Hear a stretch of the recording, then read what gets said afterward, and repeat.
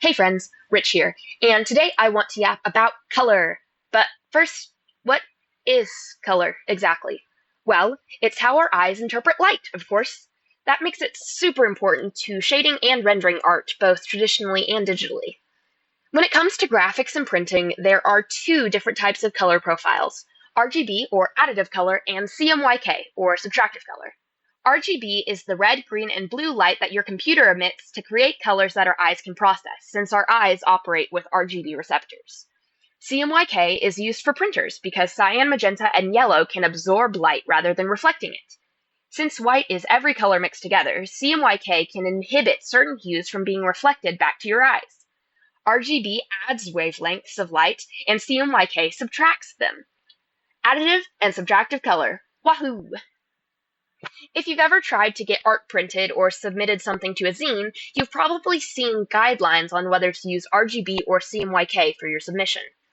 RGB is primarily for digital displays, while CMYK is used for printing for all of the reasons I just mentioned. This specific scenario of submitting art for a zine was my first exposure to the difference between the two. If you've ever seen someone emulating comic book styles with halftones, they're utilizing subtractive color. It comes from a style of art called a lithograph, which is made up of 4 layers of cyan, magenta, yellow, and black to create a full color image. This sort of coloring and the magic of being able to just do that captivated me. Fast forward, and I'm messing around with this multicolored pen that I have. I doodled a little Aziraphale, and I wanted to color him, but I didn't have a good skin tone for him though, so I started playing around with different colors. And I accidentally stumbled into CMYK. This has completely changed both my traditional and digital coloring processes, so I wanted to make this video breaking down how I use the theory behind CMYK for shading and coloring in my art. I'll talk through my process of a traditional sketch that I did, and then show you it in practice on a digital piece. Quick disclaimer, most of the theory here is anecdotal, so take it with a grain of salt. This is just what works for me, and what I've observed in my own process. And if you happen to like the work that I do in this video, specifically the digital piece, consider checking out my Ko-Fi and commissioning me. The link will be in the description. Let's go. The first step to any sort of study piece is choosing a reference.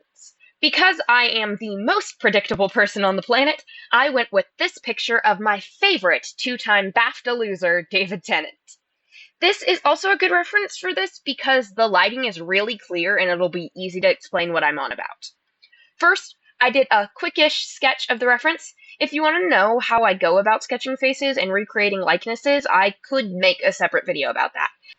Anyway, I do my sketch in black and add some of the darkest shadows and some value variation at this stage. I did draw in a few guidelines that I used for the planes of the face, but that was mostly to help with the proportions. That doesn't have anything to do with the shading. Now to get into color. If you've ever seen someone do a lithograph or any sort of ink print, they usually start with yellow because it's the lightest. I should probably do that, now that I'm thinking about it, but I don't. We're starting with pink. You can see in the skin and even a bit on the shirt, these actually pink bits of the shadows. Those will definitely get colored pink, but I also used pink on the orangey parts, especially in the skin. I do cyan next. You can see lots of blue in the folds of the shirt and on the right side of his face. I put cyan on those places as well as anywhere the shadows are cooler or darker. With the skin specifically, I want to make sure there is pink wherever the blue shadows are to help with the next color. This is where I'm starting to think about the color theory of it all. Cyan plus magenta equals blue, cyan plus yellow equals green, and magenta plus yellow equals red. Notice that we get the additive colors from putting the subtractive ones together. That's because we're blocking the other colors from being visible. Cyan blocks red, magenta blocks green, and yellow blocks blue. If you look at a color wheel, you'll notice those colors are opposite each other. They're complements. Last up is yellow. You can see some yellow on the collar of the shirt and in the highlights on his face and hair. I put some pink in the hair before adding the yellow. This is also why I made sure to add pink to the cyan in the skin. If you've ever mixed paint before, you'll know that adding a little bit of blue to orange makes a desaturated brown color. That's just what happens when you mix complementary pigments. Primary pigment colors are a completely different thing than what we're talking about, so just ignore that for now. Without the pink also in the mix, it looks like the shadows of the skin are green, which we don't really want. Or I don't want, really. If you want green skin, pop off. And I can hear you asking, Rich, I know that with RGB colors, mixing all three together makes white, so shouldn't all of the CMYK colors together make black? Why are they making brown? That is a great question, my friend. Subtractive color already has a smaller color range than RGB. If all of the colors are transparent, like with printing or with a multicolored ballpoint pen, CMY will at best make a gray color. They'd all have to be full saturation, absorbing all possible light to make black. So that's why printers use cyan, magenta, and yellow along with black to get those darker values. So this with just CMYK colors could totally be done. But I like to add in a little bit more color because I am not a printer and can use whatever colors I want. I added a bit of brown to the hair, to his eyes, and to the beard to fill it out. And then I used a little bit of orange in the face to get the colors a bit closer to where I wanted them. And I also used black and a little bit more blue on the shirts to try and make it look closer to the reference. Not sure how successful that was. I've messed around with this method a lot, including these Superman sketches I did in fact do with just CMYK, or at least the closest approximation I could with the pen pigments of the Merry Christmas multicolor ballpoint pen. It all depends on what materials you have and what you want to do with them, honestly. I've used the idea of breaking down shadows into warm and cold in my digital art too. I first noticed this while doing this piece of Huntrix and trying to mimic the lighting in the screenshot. I did it more consciously on this piece of Angel Crowley, and here's how I did it. My digital art process is heavily reliant on layer modes, so let's first talk about those. From a technical standpoint, multiply layers do subtractive color and screen layers do additive. Naturally, I'll use multiply layers for my shadows, one with pink and one with blue. You know, for those warm and cold shadows I just talked about. For my highlights, I like to use a yellowish orange on both an overlay and a glow dodge layer. Overlay layers, in Clip Studio at least, do the job of a multiply layer and a screen layer, and I've used them for shading in the past. I like them more for unifying colors and highlights, though. And Glow Dodge just ties it all together. I'll then use light blue on a soft light layer to add a little bit of lighting within the shadows. You can actually see that in the reference. By the way, these colors and layer modes are not set in stone. This is my basic starting point, but you'll see even in the speed paint that I mess with them a bit. My general rule of thumb is that a warm light source equals cold shadows. Like in this piece, everything has a warm orange light to it, but the deepest shadows are cool. All of it depends on the vibe you want to give off and the colors that are in your reference. Try stuff out. Have fun. Now to the speed paint. I will say, with my digital process, I am able to be so much more precious with my sketch. I'm tweaking this thing nonstop. You'll see me flip between Clip Studio and my reference from Pinterest, even though I have the reference on my canvas the entire time. This is just so I can have a much clearer view of all the lines in David Tennant's beautiful face, without having to zoom in all the way. Speaking of zooming in, oh my gosh, not zooming in has changed my life. My more recent strategy of just getting really close to my laptop probably isn't the greatest replacement, but it has sped up my workflow significantly. I do zoom in a little bit for the line art, though. I have all of my Good Omens colors on a separate file because I do a Good Omens fan comic and I really want to keep my colors consistent. That includes what I used for my colored line art, which is just the base color shifted to either a warmer or cooler hue depending on what it is, and then made darker and more saturated.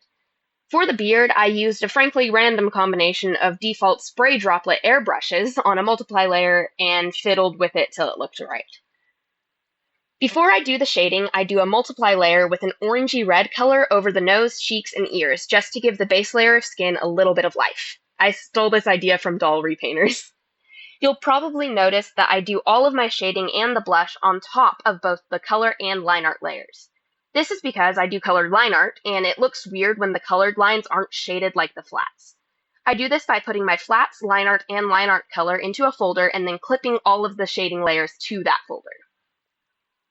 Starting out with blocking in the warm shadows with my pink on a multiply layer. I see some people do their shadows entirely on a normal layer, then switch it to multiply after, but my brain just cannot do that. I use the Painterly blender in Clip Studio to, well, blend out my shading. I alternate between blending it and refining the shadows by erasing or adding more color. Faces are my absolute favorite to render out like this. Clothing is my least favorite, but it's getting better the more I figure out the folds and stuff. Next is the cooler shadows. Essentially, it's the same process, but I do tweak the color a little bit after I've got the blue rendered in, just pushing it a little more to the cyan side than what I used in my example. This is also on a multiply layer, and I tweak the colors by alpha locking the layer and then filling it in. Then I'll do an overlay layer with an orangey yellow. Tweaking the cool shadow color actually made sure that the color theory thing I mentioned earlier works. The color I ended up using for the blue shadows is directly across the color wheel from the color I used for the lighting, making it its complement. From what I found, you should always use blue in your shadows, because that's just how shadows work. The light in this reference is definitely on the yellower side, but I will occasionally use blue light for my highlights. Like, this Severance piece has blue highlights, but there's still blue in the dark shadows. I ended up using the complementary color of the blue lights for my warm shadows. Do I know why sometimes it's the warm shadow that complements the light instead of the other way around? No, but I'm able to judge what it should be based on vibes, and that's good enough for me. The final touch is a layer of glow dodge just at the brightest places, and the light blue soft light layer in the shadows. Blend it all out, and he's done. All of this is just what I've found works for me, and how I've come to think about color over my... Oh, crap, I've been doing digital art since 2018. That's like 7 years. That definitely doesn't make me feel old. Anyway, if you have anything to add, additional tips, constructive criticism, other parts of my art process you'd like me to break down, or literally any other video suggestions, leave them down below in the comments. I've been working on a Deltarune playthrough for a while, but how I decided to edit it is taking much longer than I bargained for, so you may or may not ever see that. I've also got some media analysis stuff in the works. If you want to see more of my digital art, feel free to check me out over on Instagram. That is my main platform, so I'm much more active over there. I also, again, have commissions open on my Ko-Fi. Links are in all the places you think they are. If you want to hear more of my yapping, feel free to subscribe. It's all just this video and some music stuff. I guess you can say you were here before I got famous. Who knows? Anyway, I hope you enjoyed the video. Until next time, I'm Rich Just a J. You've been a great audience. Thank you, and good night!